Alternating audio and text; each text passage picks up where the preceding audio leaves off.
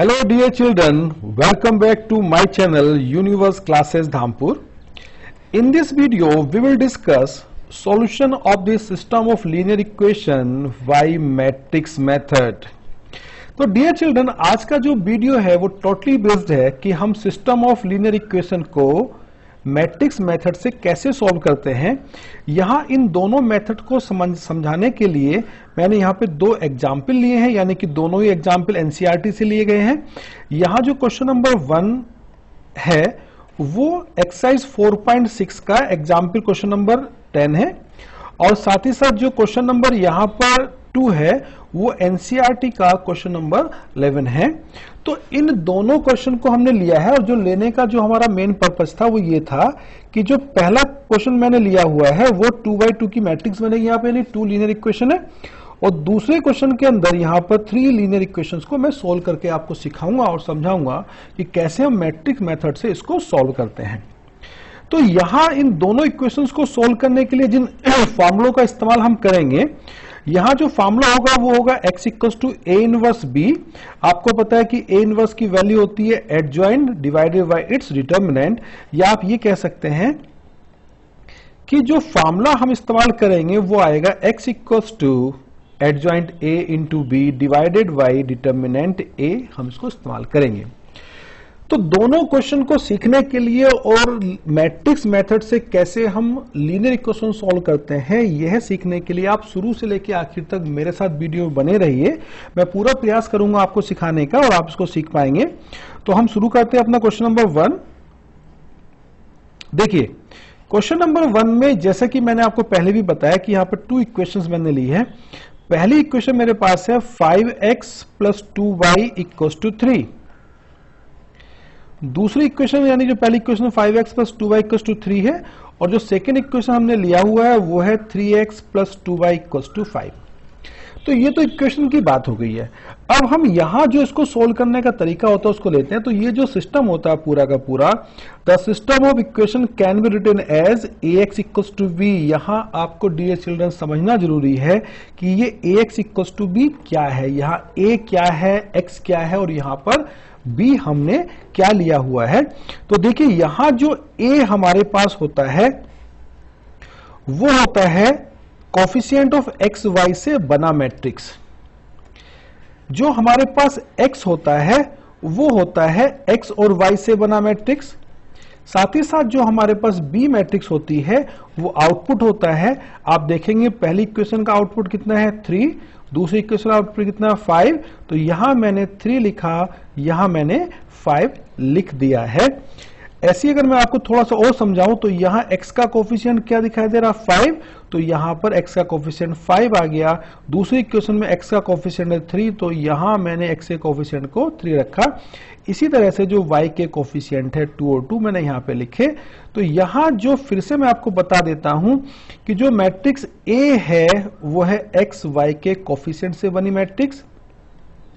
Matrix x है x और y से बनी मैट्रिक्स, और मैट्रिक्स B जो है वो है जो इक्वेशन 1 और 2 का आउटपुट है, इसका 3 आउटपुट है, इसका 5 आउटपुट है, उनसे बनी मैट्रिक्स को हमने लिया। अच्छा डियर चिल्ड्रन, ये आप जानते हैं इस बात को कि सॉल्यूशन उन इक्वेशंस का ही पॉसिबल होता है जो कि नॉन सिंगुलर होती है। तो नॉन सिंगुलर पता करने के लिए सबसे पहले हम जो मैट्रिक्स A हमारे पास बनी उसका डिटरमिनेंट निकालेंगे, और हमने यहां पर इसको डिटरमिनेंट में कन्वर्ट कर दिया। जब आप मल्टीप्लाई करें, क्रॉस मल्टीप्लाई 5 इंटू 2 10 आएगा, 3 इंटू 2 इंटू 3 6 आएगा। तो सोल्व होके हमारा ये आ गया 10 माइनस 6 इक्वल्स टू 4। आप देख सकते हैं फिर से ये है 10 minus 6 equals to 4। Not equals to 0 आया, इसका मतलब है कि ये नॉन सिंगुलर मैट्रिक्स है, यानी कि इनवर्स एग्जिस्ट करता है, और इनवर्स एग्जिस्ट करता है तो हम यहां पर गिवन इक्वेशंस के सॉल्यूशन को फाइंड कर सकते हैं।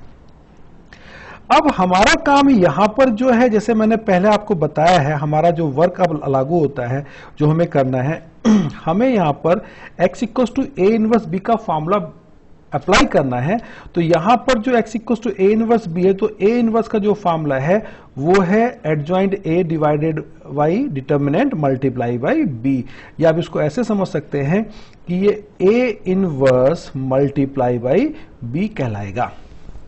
ठीक है, अब हमें यहां हमने यहां पे डिटरमिनेंट तो कैलकुलेट कर लिया डियर चिल्ड्रन, डिटरमिनेंट कैलकुलेट हो गया, डिटरमिनेंट की वैल्यू जो हमारे पास सोल्व हो गया है वो 4 वैल्यू यहां पे सोल्व हो गया है।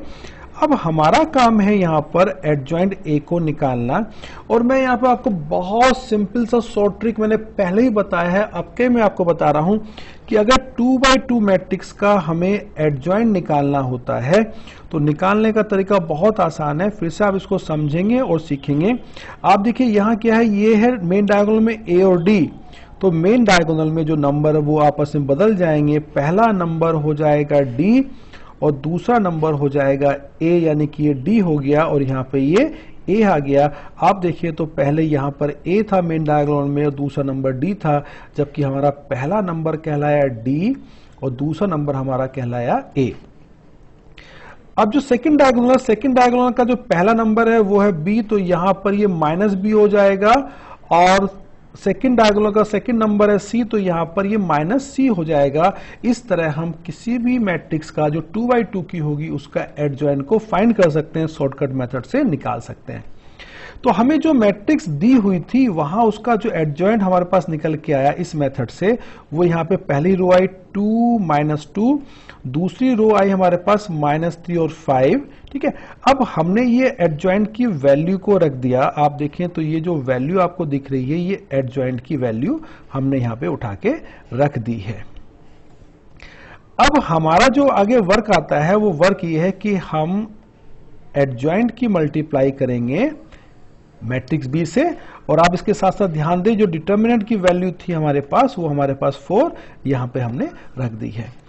अब मल्टीप्लाई करना आप सबको आता है, आपको पहले सिखाया गया है कि पहली रो की मल्टीप्लाई इसके पहले कॉलम से होगी तो सोल्व होके आएगा 6 - 10।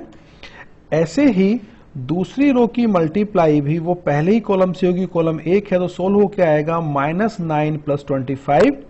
तो आप देखेंगे 6 - 10 जो सोल्व होकर आएगा -4 आएगा, और माइनस के 9 + 25 सोल्व होकर 16 आएगा। अब यहां आप ध्यान दें तो ये है मेरे पास -4 और ये है 4, सोल्व होकर आ गया -1। यहां मेरे पास यहां ये है 16 और डिवाइड हो रहा है किससे, 4 से, तो सोल्व होकर आ गया 4। अब दो मैट्रिक्स मेरे पास इक्वल है, पहली मैट्रिक्स यहां दी हुई है और दूसरी मैट्रिक्स मेरे पास है -1 4। तो आप देखेंगे यहां पर जो x की वैल्यू आ गई है वो आई -1 और y की जो वैल्यू आ गई है वो 4 आ जाएगी अगर हम इस तरह से इक्वेशंस को सॉल्व कर लेते हैं। तो यहां लास्ट में मैंने इसका आंसर लिखा, आप देखिए यहां सोल्व हो गया है x इक्वल्स टू -1, x की वैल्यू -1 आ गई और y की वैल्यू 4 आ गई है। तो यहां जो सॉल्यूशन वो यूनिक सॉल्यूशन निकला। यूनिक क्यों निकला, क्योंकि हमारे पास x इनवर्स एग्जिस्ट कर रहा था, पहले हमने आपको बता दिया था। यूनिक का मतलब होता है कि x की भी सिंगल वैल्यू आएगी और y की भी सिंगल वैल्यू आएगी। तो आई होप आपको ये क्वेश्चन समझ में आ गया होगा। अगर आपको क्वेश्चन समझ में आ रहा है तो प्लीज वीडियो को लाइक जरूर करें और चैनल को सब्सक्राइब करें, साथ ही साथ चैनल को शेयर करें ताकि अन्य बच्चों को भी ये चीजें समझ में आए और वो भी चीज को सीख सकती हो। अब हमने यहाँ पे 2x2 मैट्रिक्स यानी कि जो इसमें 2 इक्वेशन दे रखी है उसको सोल्व करा। अब मैं आपको सिखाता हूँ 3x3 मैट्रिक्स की इक्वेशन को कैसे सोल्व करते हैं, या मैं कहूँ कि जहां पर 3 इक्वेशंस आती हैं उसको सोल्व कैसे करते हैं। तो यहां पर मैंने क्वेश्चन नंबर 2 लिया और ये क्वेश्चन नंबर 2 जो आपको दिख रहा है मैंने आपको पहले ही बताया था, क्वेश्चन नंबर 2 जो है एनसीईआरटी क्वेश्चन नंबर 11 है। तो यहां पर जो पहली इक्वेशन हमने ली वो मेरे पास है 2x + y + z = 1। दूसरी इक्वेशन मेरे पास सेकंड इक्वेशन है x - 2y - z = 3/2।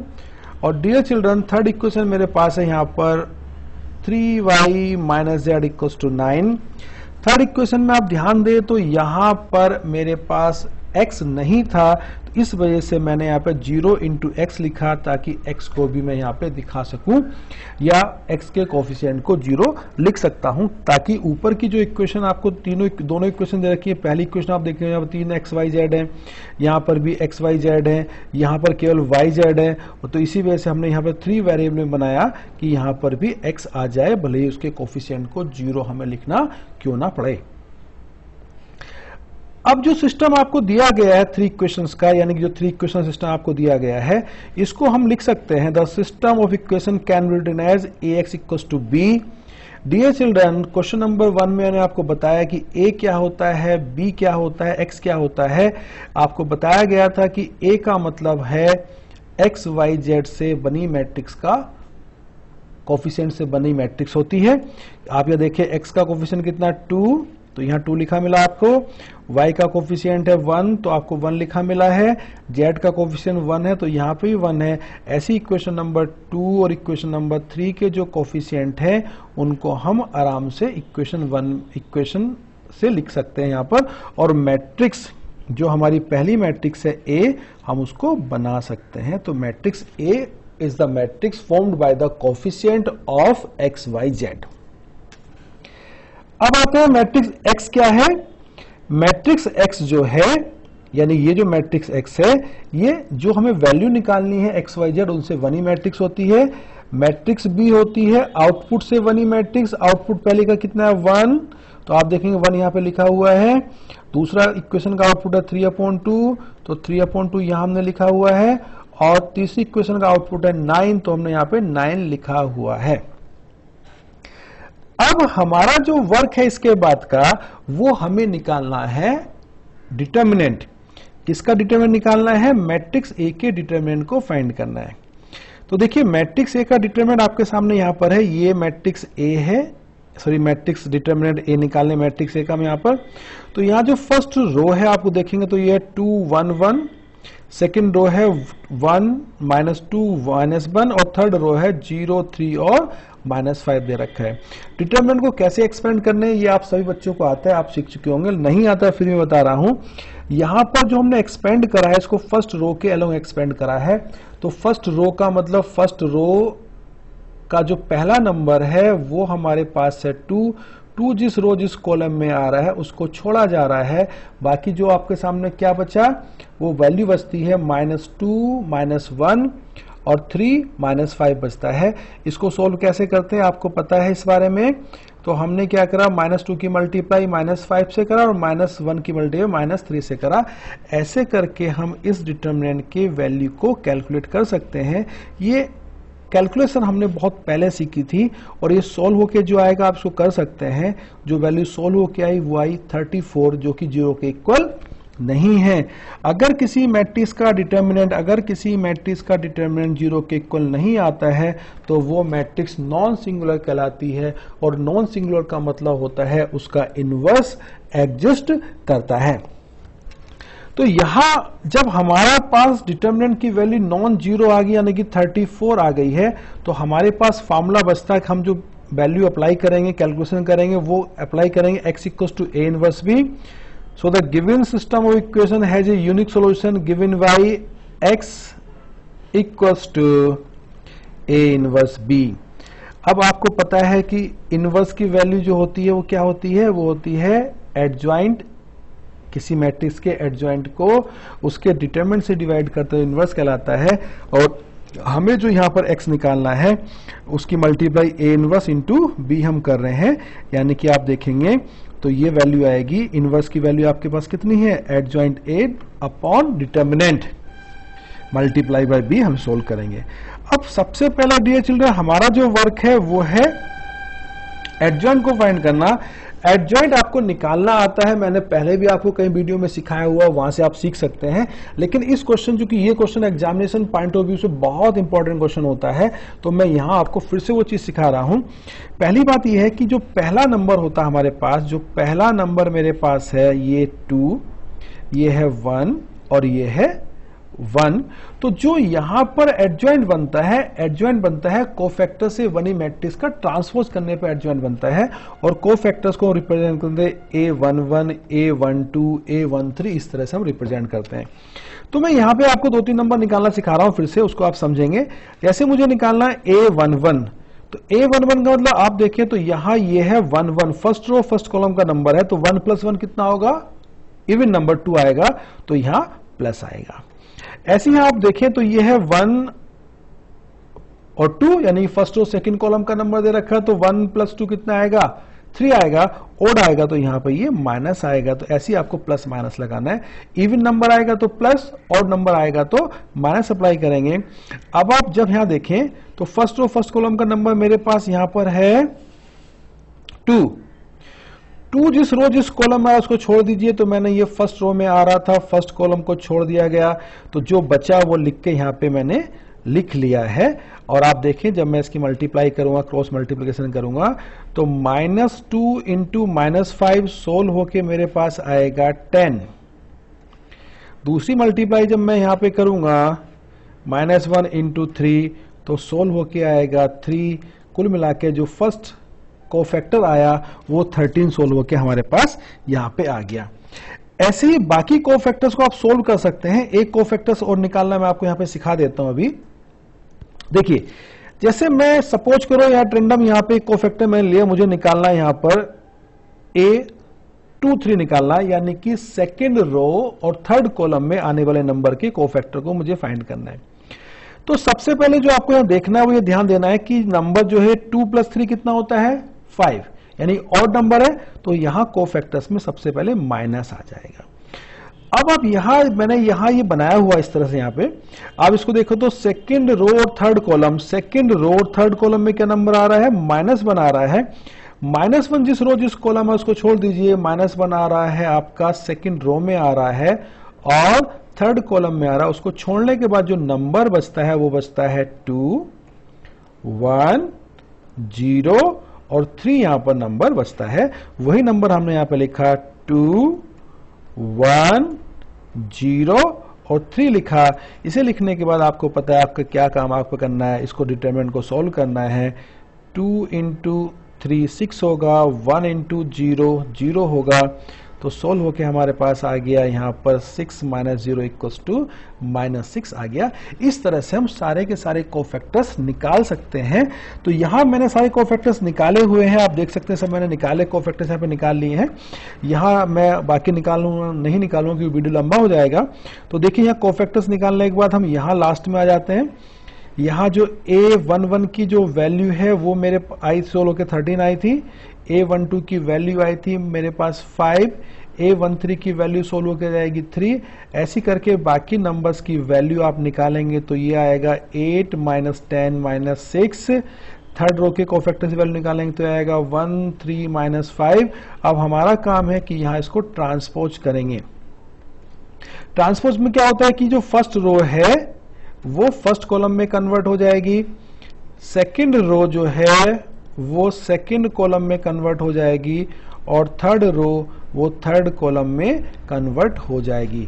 तो इस तरह से हमने यहां पर एडजॉइंट को कैलकुलेट कर लिया है और एडजॉइंट सोल्व होकर हमारे पास आ गया है। अब ये सारी की सारी वैल्यू जो डिटरमिनेंट की वैल्यू है और एडजॉइंट की वैल्यू इक्वेशन नंबर 1 में रखें। इक्वेशन नंबर 1 क्या थी वो मैंने यहां पे लिखा हुआ है। इक्वेशन नंबर 1 थी adjoint A × B upon determinant A। तो डियर चिल्ड्रन, ये इक्वेशन नंबर 1 में जो x की वैल्यू है वो आपको पता है ये XYZ है, डिटरमिनेंट की वैल्यू है 34, और जो एडजॉइंट की वैल्यू है वो यहां पर इस तरह से लिखा हुआ है मेरे पास, और एक वैल्यू बचती है वो मैट्रिक्स B की जो वैल्यू है वो है 1 3/9। यहां हमने डिटरमिनेंट की वैल्यू, एडजॉइंट की वैल्यू और मैट्रिक्स B की वैल्यू के साथ साथ मैट्रिक्स X की वैल्यू को भी हमने यहां पर रख दिया है। अब हम मल्टीप्लाई करेंगे। मल्टीप्लाई भी कैसे करना है, मल्टीप्लाई करने का तरीका बहुत आसान है, पहले सब हम लोग सीख चुके हैं इस चीज को। आप देखें जो फर्स्ट रो है वो है 13, 8 और 1, वो फर्स्ट कॉलम से मल्टीप्लाई करेगी। जब मल्टीप्लाई करेगा सोल्व क्या 13 प्लस 12 प्लस 9, ऐसी सेकेंड रो मल्टीप्लाई करेगी, थर्ड रो मल्टीप्लाई करेगी फर्स्ट कॉलम से, तो यहाँ सोल्व होकर जो वैल्यू आपके सामने आ जाएगी वो हमारे पास आएगी 34, 17 माइनस 51। डियर चिल्ड्रन आप देखें तो यहां पर है 34 ऑलरेडी मौजूद है। 34 जो है जब 34 को डिवाइड करेगा तो वो आएगा 1, तो यहां मेरे पास 1 है। 34 डिवाइड करेगा 17 को तो क्या आएगा, हाफ आएगा, यहां हाफ आ जाएगा। और 34 जब डिवाइड करेगा माइनस 51 को तो आएगा माइनस के 3/2 सोल्व होके आएगा। यानी कि पहली वैल्यू आएगी सोल्व होके 1, सेकेंड वैल्यू आएगी हाफ और थर्ड वैल्यू आएगी माइनस के 3/2। हमने इक्वेशन को कंपेयर कर लिया, इक्वेट कर लिया गया। तो जो x की वैल्यू आप देखें यहां पे तो कितनी दिखाई दे रही है आपको 1, तो x इक्वल्स टू 1 यहां पे आ गया। y की जो वैल्यू है वो हमारे पास है 1/2, तो सोल्व होके y की वैल्यू आ गई मेरे पास 1/2 आ गया। ऐसी z की जो वैल्यू मेरे पास सोल्व होके आई है वो आ गई माइनस के 3/2, तो माइनस के 3/2 यहां पे आ गया। तो डियर चिल्ड्रन आज की वीडियो में इतना ही कुछ है, जहां मैंने आपको 2 इक्वेशंस लीनियर इक्वेशन सोल्व करना सिखाया और 3 लीनियर इक्वेशन को 3 लीनियर इक्वेशन सोल्व करना सिखाया मैट्रिक्स मेथड से। आई होप आपको समझ में आया होगा, आपने यहाँ से बहुत कुछ सीखा होगा। अगर आपको ये मेरा वीडियो समझ में आ गया है, यहाँ से आपने कुछ सीखा है, तो प्लीज मेरे चैनल को सब्सक्राइब जरूर करें, वीडियो को लाइक जरूर करें। कल मिलते हैं नए वीडियो के साथ। Till then keep learning, stay healthy, stay fit. जय हिंद, जय भारत।